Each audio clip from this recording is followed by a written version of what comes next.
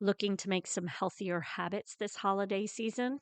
Make sure to check out our Moving Through Midlife community over on Facebook, as we are doing a Planksgiving event where we are doing daily plank workouts. We will be doing an advent for healthy, happy hips this holiday season, and then also have a sugar challenge, a 2-week sugar challenge that you might be interested in. Happy holidays!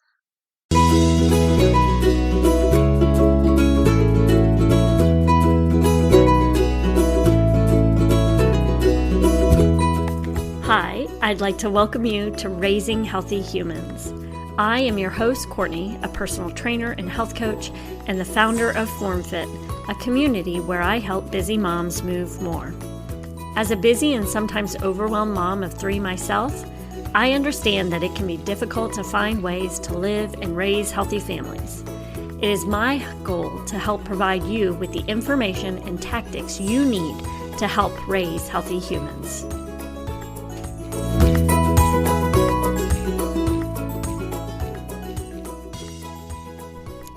Episode 19, Helping Moms Get Unstuck. Today, I am interviewing Melissa, a transformational coach who battled with her own feelings of overwhelm as a mom and struggled with binge eating sugar to help ease the internal suffering. Once she was able to get to the root of her problem, she began to lose the weight, feel empowered, and made the decision to help other moms through their health and transformational journey. Today, she is discussing how you can get unstuck and feel empowered. Let's listen in. Thank you for coming on the Raising Healthy Humans podcast. Can you tell me a little bit about yourself, Melissa? Yes, Courtney, thanks for having me. I'm excited to be here. I'm a wife, I'm a mom, got a 13-year-old and 11-year-old, coming to you from Arizona, where I'm a holistic health and life coach, and I help moms become calm, confident, and healthy.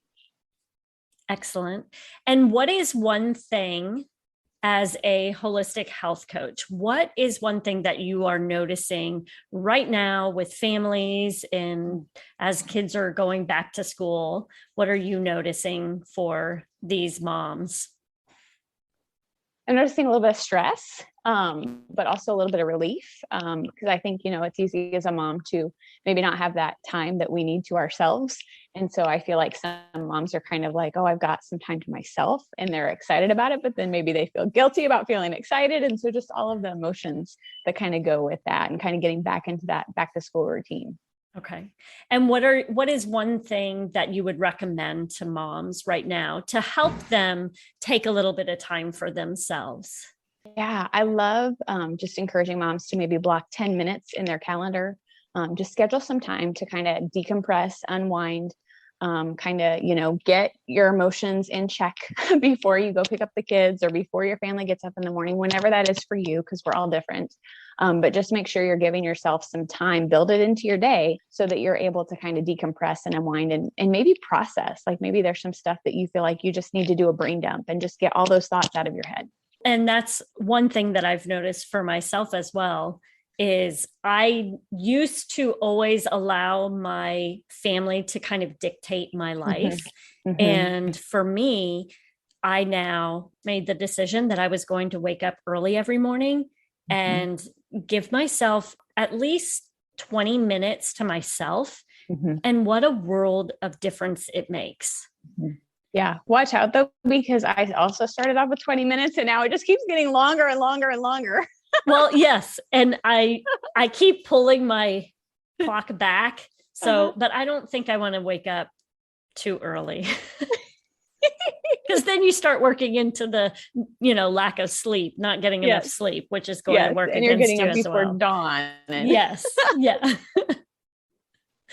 So as a holistic health and wellness coach, you work with women not only on their mindset, but also nutrition as well, correct?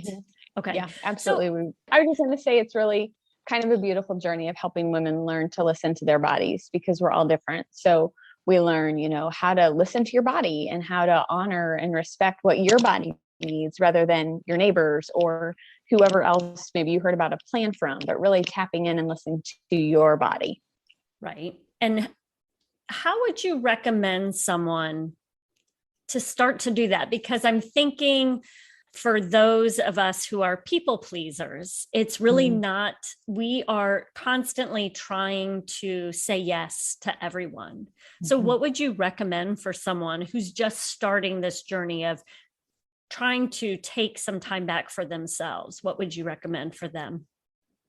I would recommend really kind of honoring your yes and your no. And I feel like, we maybe have this temptation to say yes in the moment, but maybe just instead of answering right away, say, can I think about that and get back to you? Or can I check my calendar? Like, give yourself some wording so that you have a buffer reply built in so that you're not compelled to just answer on the spot. Because as a people pleaser, you want to say yes to all the things. But I think there's a real benefit in just giving yourself that buffer and that space to process and see if it is going to fit into your schedule and if it aligns with your goals.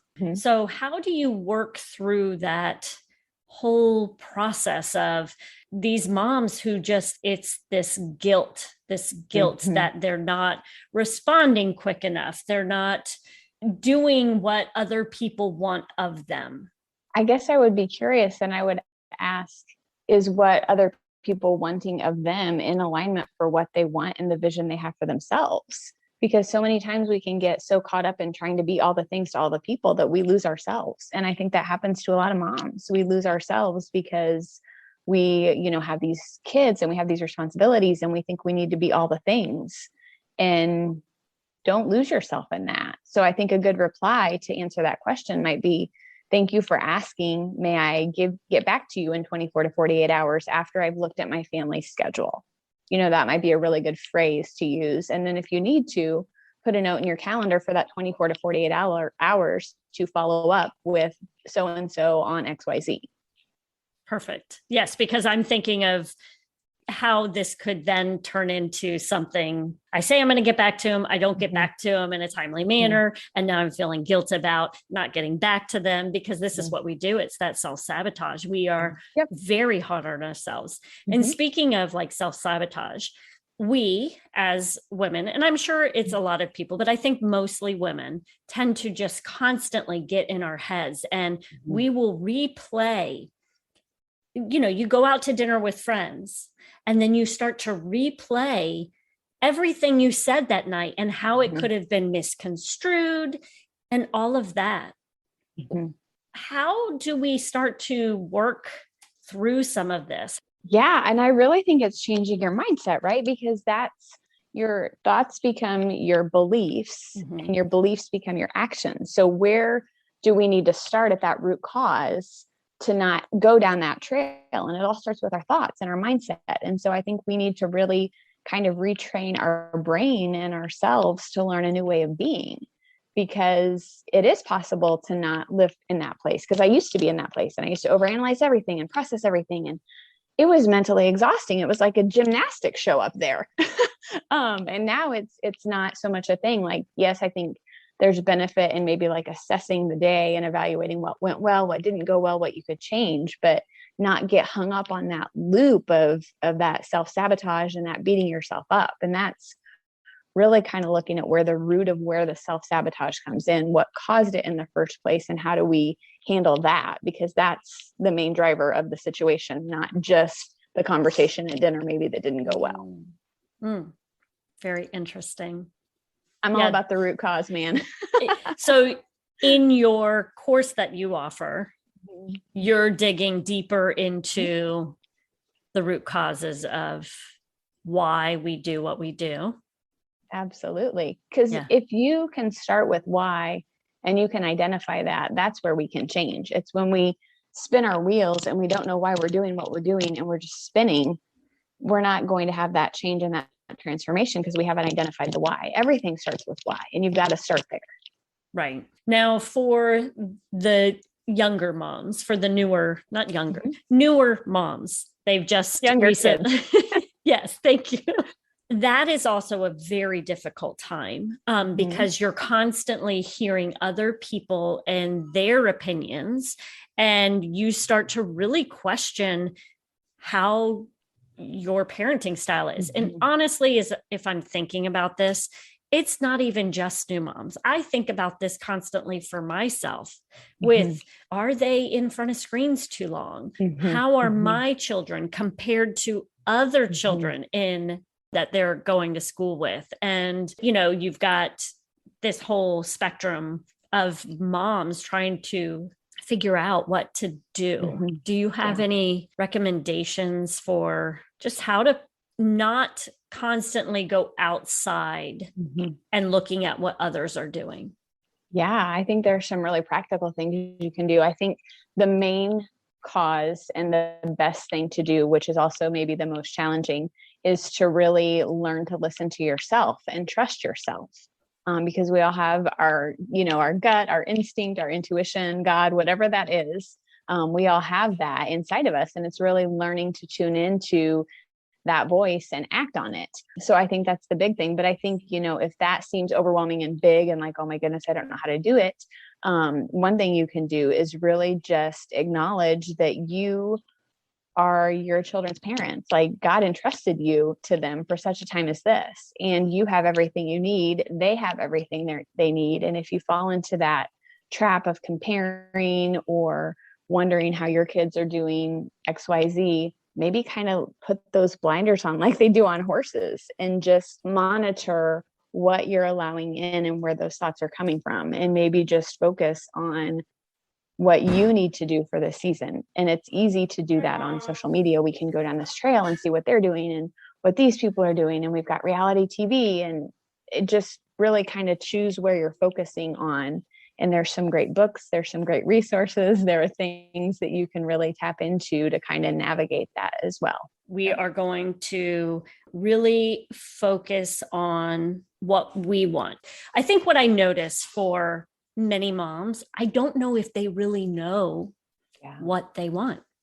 Or, Courtney, do they know what they want, but they're afraid to say it? Or they're afraid to admit that they have a want or a need? Because I think that's the other thing, right? Like as moms, I think we get so used to like suppressing what we need and we want, because when you have this new baby and you like can't go to the bathroom because the baby will cry, or you end up getting a bladder infection because you've not gone to the bathroom because you've got a new baby. Like I think it kind of trains us to not focus on what's inside of us, and we get lost in that almost.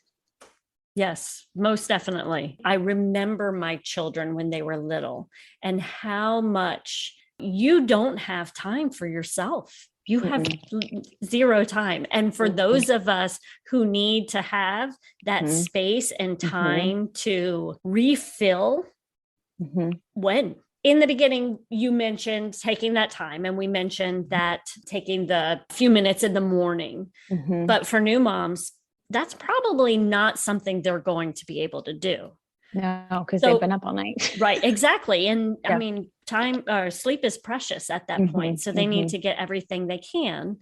And usually they're woken up by their child. So is there anything that they can do during this time, or is all lost? No, all is not lost. And I think the thing too to remember, because I didn't have this mindset, and I wish going in that I did, like nothing lasts forever. Like I know when you were in the trenches of having this new baby who's not sleeping, and all you're doing is changing diapers, and you're covered in spit up, and you can't wear earrings because they're tugging on them. This is not going to last forever. Like, but it feels like it's going to, because it feels like Groundhog's Day, right? So just remember, it's not going to last forever, and it's not always going to be this way. So all hope is not lost. And I think too, if you could just, maybe after your husband gets home from work, or after you have put the baby down, maybe just take 5 or 10 minutes, take a bubble bath, take a walk, sit in your bedroom and journal. Don't go to the pantry and eat all the sugar like I used to do, but find some healthy things for you that are going to kind of fill your cup back up. Because the issue there is you need the time to yourself, and the sugar and going to the pantry like I did wasn't ever like the answer to that. It was like ships in the night. Right.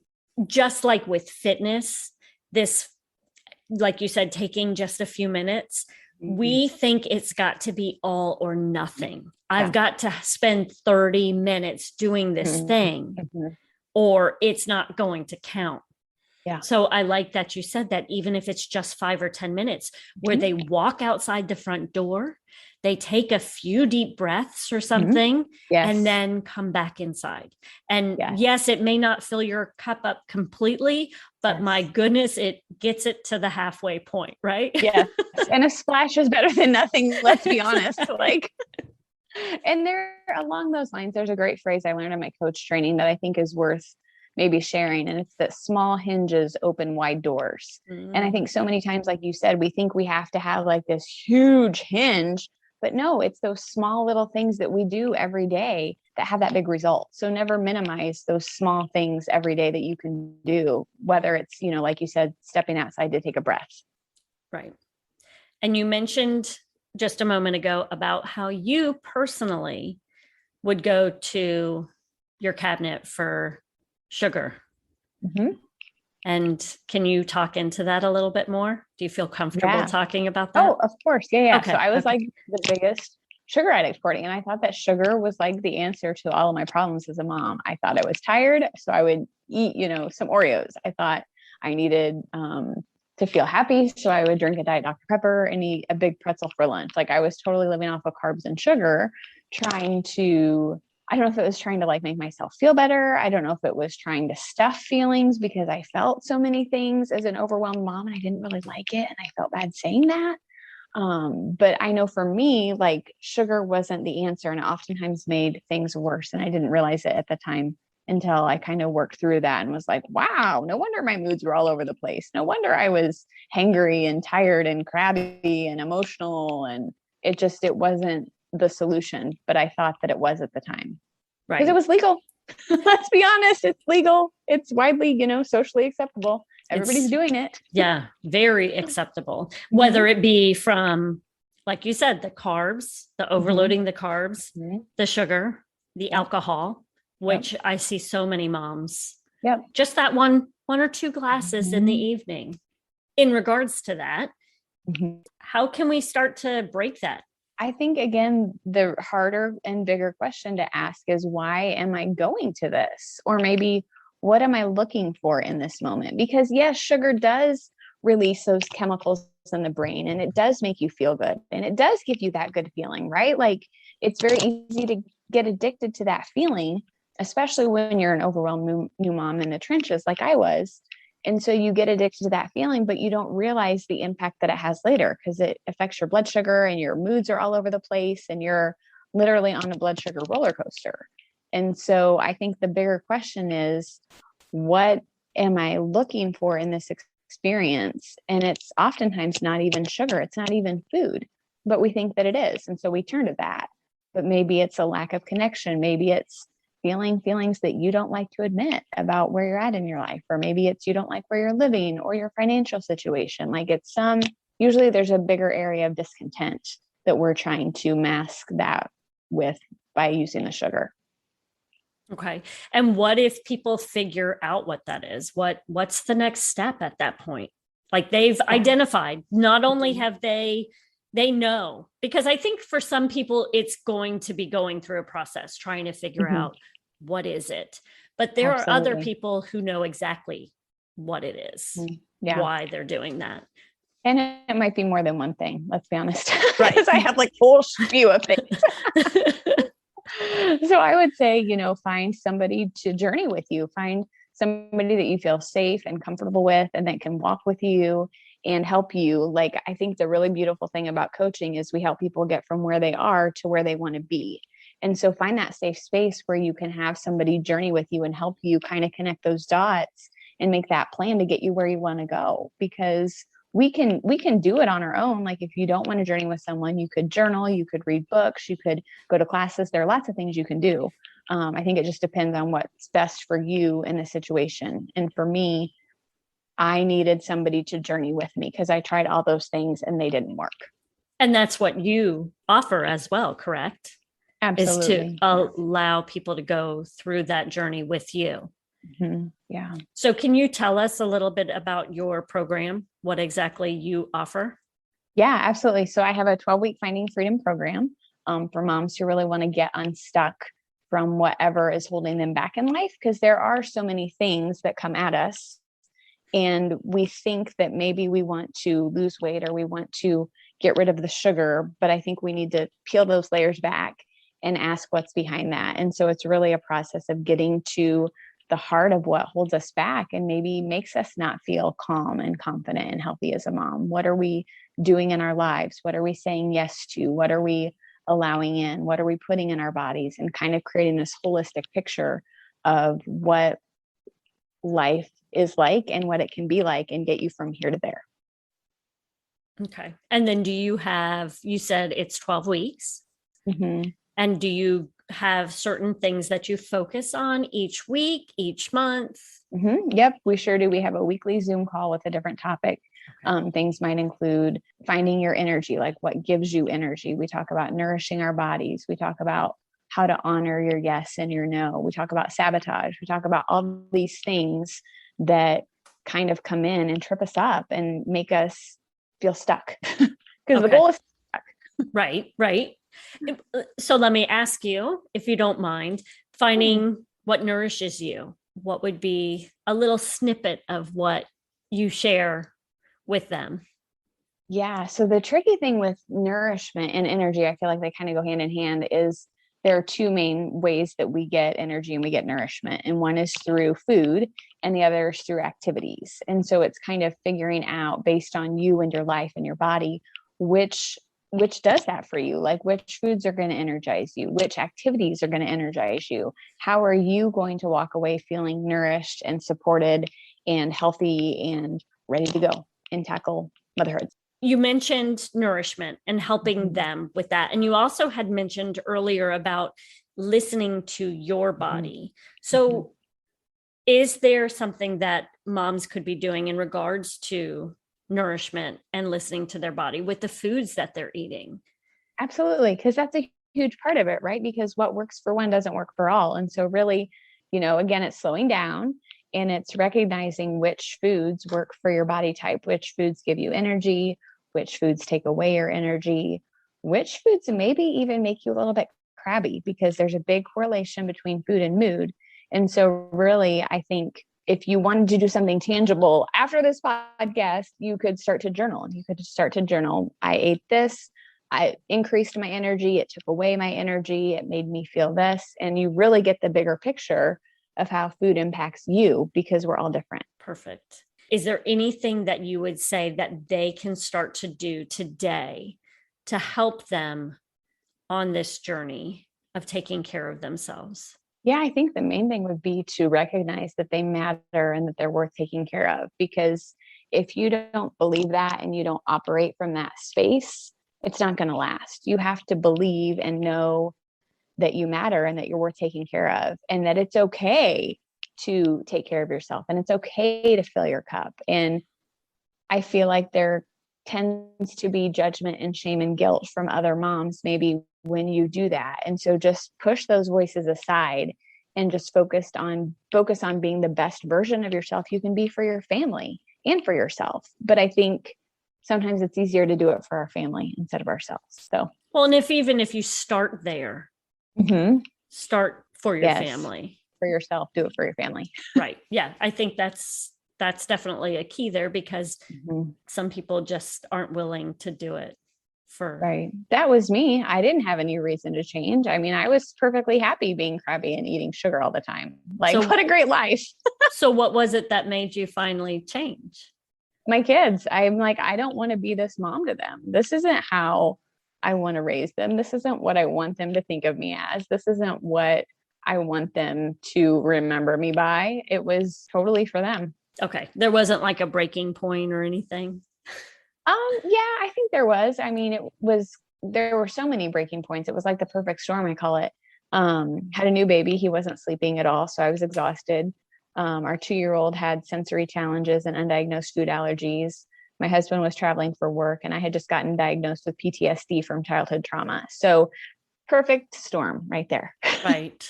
I could see where everything would have played in.